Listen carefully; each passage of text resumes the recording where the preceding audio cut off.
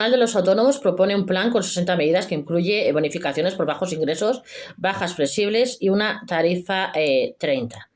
El plan diseñado por ATA busca reducir las trabas y los trámites de más de 3 millones de autónomos con propuestas en los ámbitos de la seguridad social, Hacienda y Empleo y ha sido puesto a disposición de todos los partidos políticos y enviado a los grupos parlamentarios. La Federación Nacional de Asociaciones de Trabajadores Autónomos ATA ha elaborado un plan estratégico de reforma del trabajo autónomo con más de 60 medidas, entre los que se incluyen bonificaciones a autónomos con bajos ingresos durante 2 años, bajas flexibles para la recuperación progresiva o intermitente en el caso de enfermedades crónicas o graves, una tarifa 30 para compatibilizar estudios grados o formación profesional FP con un trabajo por cuenta propia. El plan diseñado por ATA busca reducir las trabas y los trámites de más de 3 millones de autónomos con propuestas en los ámbitos de la seguridad social, Hacienda y Empleo y ya ha sido puesto a disposición de todos los partidos políticos y enviado a los grupos parlamentarios. En otras propuestas, desde la patronal de autónomos quiere mejorar el procedimiento de regularización del renta actual con una base máxima fijada todos los años para el conjunto del sistema y unas bases mínimas establecidas por tramo de rendimientos computables a efectos de cotización anualmente en los presupuestos generales del Estado, PGE, en función de las tablas reducidas y generales de 2025, previo acuerdo del diálogo social y las organizaciones representativas de autónomos que además cuenten con una evaluación cada 3 años de la Comisión del Pacto de Toledo. ATA plantea la actualización automática con el IPC de la base del 31 de diciembre de 2022 para aquellos autónomos que optaron por mantenerla y que se permita aportar de forma voluntaria en las próximas regularizaciones la diferencia de los ejercicios 2023, 2024 y 2025 para evitar la pérdida de poder adquisitivo de cara a prestaciones y pensión.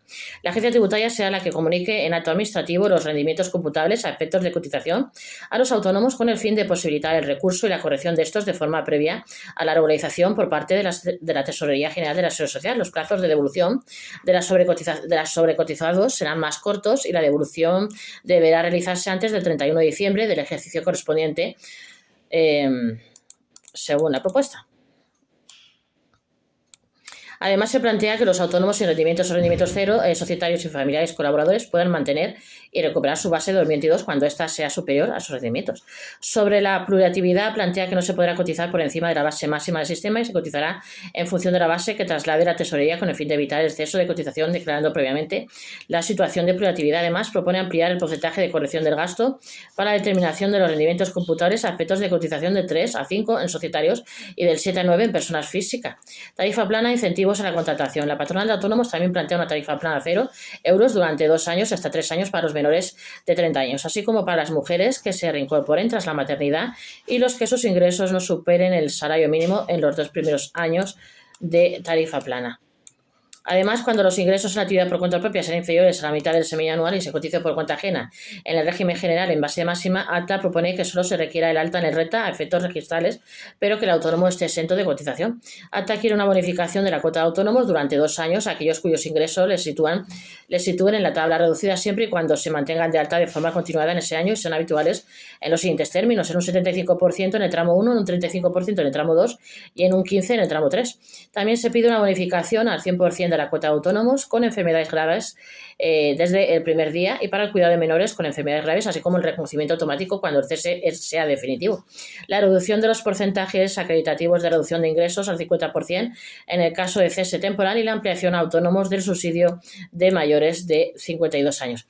Sobre los incentivos a la contratación se pide rebajar el 50% de las cotizaciones sociales durante 2 años y el 100% si el trabajador tiene menos de 35 años. Para impulsar la creación de empleo, contrato bonificado al 100% para menores de 35 años, una serie de oficios y sectores de actividad determinados reglamentariamente y ampliar la figura del autónomo colaborador a no familiares en el caso de relevo generacional.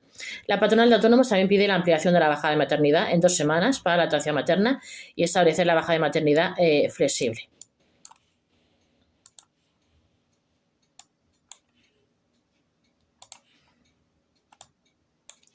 Subsidio para mayores de 52 años e ingreso mínimo vital, situaciones en las que el SEPE puede dar las 2 ayudas.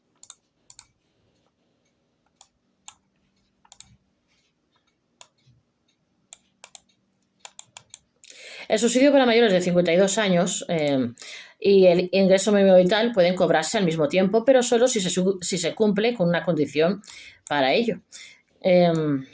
En España, el subsidio para mayores de 52 años del Servicio Público de Empleo SEPE tiene una cuantía fija que equivale al 80% del IPREN, indicador público de renta de efectos múltiples, lo que en 2025 se situó en 480 euros al mes. Esta ayuda se cobra hasta que el beneficiario encuentre empleo o llegue a la edad de jubilación. Debido a que la cuantía es baja, menos de la mitad del salario mínimo interprofesional, muchos beneficiarios se hacen una misma pregunta: ¿se puede compatibilizar con el ingreso mínimo vital? Muchos no lo saben, pero en España las personas que están cobrando este subsidio también pueden en ciertos casos compatibilizarlo con el ingreso mínimo vital, una prestación contributiva que gestiona la Seguridad Social con el objetivo de garantizar un nivel de ingresos mínimos. Aunque se trate de dos prestaciones distintas, sí que es posible cobrarlas juntas, pero para ello hay que cumplir con un requisito específico.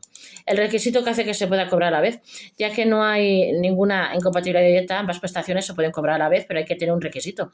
Este es que los ingresos totales del beneficiario no puedan superar el umbral económico que establece el ingreso mínimo vital para su unidad de convivencia. Esto quiere decir que el ingreso mínimo vital se ajustará automáticamente si ya se percibe una ayuda como es el subsidio para mayores de 52 años. Para poder establecer una cifra, la Seguridad Social realizará un cálculo para poder determinar si el beneficiario puede seguir percibiendo el ingreso mínimo vital como complemento económico. En este caso se pueden dar dos situaciones. La primera es que si el subsidio u otras pensiones o ingresos son inferiores a la cuantía del ingreso mínimo vital, entonces sí que se puede compatibilizar. El ingreso mínimo vital se va a calcular como la diferencia entre la renta garantizada del ingreso mínimo vital y los ingresos que ya se perciben. Por otro lado, si el subsidio u otros ingresos igualan o superan la cuantía del ingreso mínimo vital, no se va a tener derecho al ingreso mínimo vital, ya que no hay vulnerabilidad económica que lo justifique según los criterios de la Seguridad Social. Por lo que para compatibilizar estas dos ayudas no hay que superar los ingresos máximos establecidos para cada tipo de hogar. Hay que recordar que el ingreso mínimo vital no es una ayuda fija, sino una prestación que varía según los ingresos del beneficiario. Por otro lado, el subsidio para mayores de 52 años también tiene ciertos requisitos, como no superar el 75% del salario mínimo interprofesional SMI en rentas mensuales. Serían unos 888 euros en 2025, lo que hay que cumplir el requisito de ingresos en ambas ayudas para que sean aprobadas. Los riesgos que conviene revisar: aunque el SEPE y la Seguridad Social reconocen la compatibilidad entre estas dos ayudas, no significa que sea automática ni que tampoco esté exenta de complicaciones. De hecho, muchos beneficiarios descubren después de meses que están cobrando de más o que hay algún requisito que no cumple, lo que pueden implicar sanciones o la devolución de parte de la ayuda.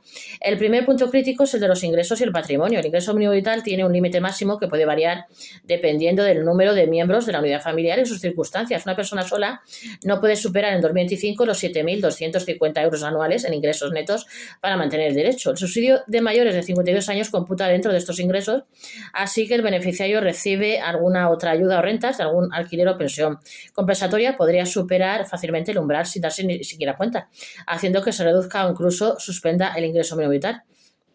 Otro riesgo común es la falta de comunicación de cambios. Tanto el SEPE como la Seguridad Social obligan a notificar cualquier variación de ingresos, convivencia o situación laboral en un plazo máximo de 30 días. Si el beneficiario omite o retrasa esta comunicación, puede enfrentarse a tener que devolver las prestaciones indebidas más intereses. Por otro lado, hay que tener en cuenta que la compatibilidad no es total, sino que el ingreso mínimo vital complementa el subsidio. El beneficiario no recibe dos ayudas completas, sino que el ingreso mínimo vital cubre la diferencia hasta el mínimo que garantiza la ley. Desde un punto de vista, el SEPE y la Seguridad Social cruzan datos automáticamente para evitar que se produzcan fraudes o duplicidades, por lo que el sistema detecta que hay un ingreso superior al declarado o un cambio de titularidad. Puede suspender una de las prestaciones hasta que se resuelva la situación. Debido a esto, es esencial conservar justificantes, certificados y la resolución de las dos ayudas, por si hay alguna discrepancia, poder reclamar con pruebas.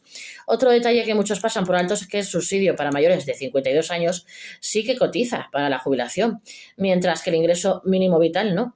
Esto quiere decir que aunque los dos puedan coexistir, su función es diferente. El primero sí que protege el futuro como pensionista, mientras que el segundo tiene como objetivo proteger el presente.